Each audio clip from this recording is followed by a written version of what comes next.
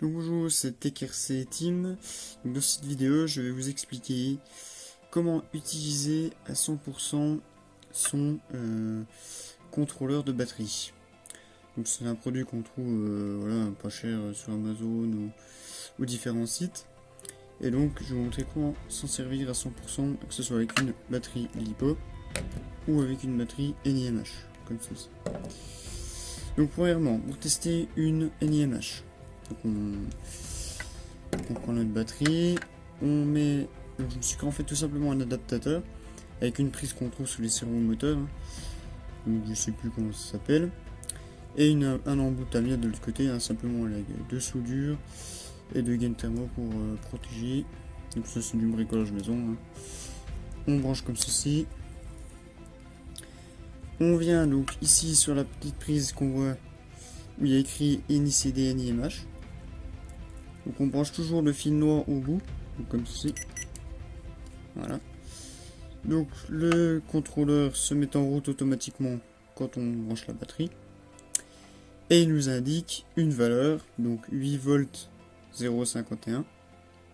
Donc ça correspond à la tension qu'il y a dans ma batterie.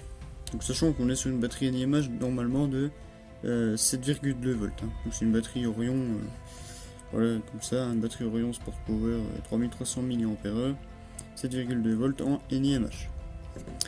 Et donc voilà, donc pour tester une batterie NiMH, avec ce boîtier là, on peut juste savoir son tension. Voilà. Donc ça nous permet, donc là on voit qu'elle est effectivement qu'elle a été rechargée, donc c'est là où on peut l'utiliser dans notre véhicule. Donc voilà, c'est pour tester une batterie NiMH. Ensuite, nous allons tester une batterie LiPo. Donc une batterie LiPo, donc on va essayer celle-ci. Donc que j'ai modifié, j'ai mis une prise dignité parce que celle-là était équipée en Tamiya. Voilà. Et donc ça c'est une batterie LiPo 2S de 7,4 volts de 4200 mAh en 30C. Donc là nous n'avons plus besoin de notre petit adaptateur, c'est que pour les NiMH. Donc on vient reprendre notre contrôleur de batterie et on vient brancher donc la prise comme ceci, donc les deux petits ergots là ici, ils doivent être comme ceci, donc les trois premiers trous, donc ici, on branche. Le testeur de batterie nous indique sa tension, donc de 8 volts 249. Et sa charge qui est donc c'est une batterie qui est chargée à 93%.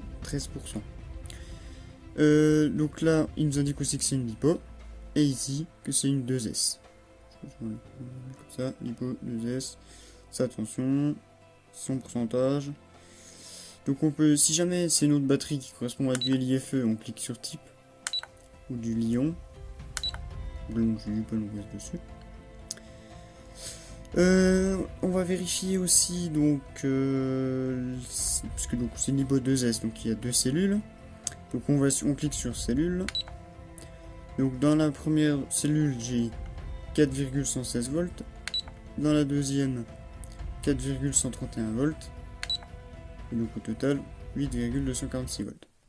Maintenant on veut savoir la différence qu'il y a entre nos deux batteries, nos deux cellules pardon. Donc on va cliquer sur mode. Et on voit ici le min max, qui est de 0,014 volts. Donc ça c'est la différence entre mes deux cellules. Donc là ma batterie est parfaitement équilibrée. Pourquoi? Parce qu'il faut être... la batterie elle a besoin d'être rééquilibrée. Voilà, si on dépasse vraiment 0,02 volts. Donc ce qui n'est pas le cas pour cette batterie. Mais si jamais, avec ce testeur là, on a l'option qui est de équilibrer la batterie. Donc si jamais on a une valeur qui est supérieure à 0,02 volts, de l'écart entre les deux cellules, on va pouvoir l'équilibrer avec ce boîtier là. Donc tout simplement, ce qu'il faut faire, c'est appuyer longtemps sur sur type pardon.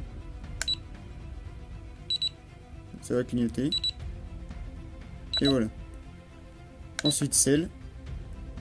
Et voilà, donc là, si vous voyez à l'écran, voilà. Donc on voit bien que ça bouge entre les deux cellules, entre le 2S, ça bougeait tout à l'heure, mais vu qu'elle est déjà équilibrée, il n'y a pas besoin de le faire. Et voilà, on appuie juste longtemps sur type, environ 5 secondes, jusqu'à temps que ça bip. Une fois que ça bip, on appuie sur celle.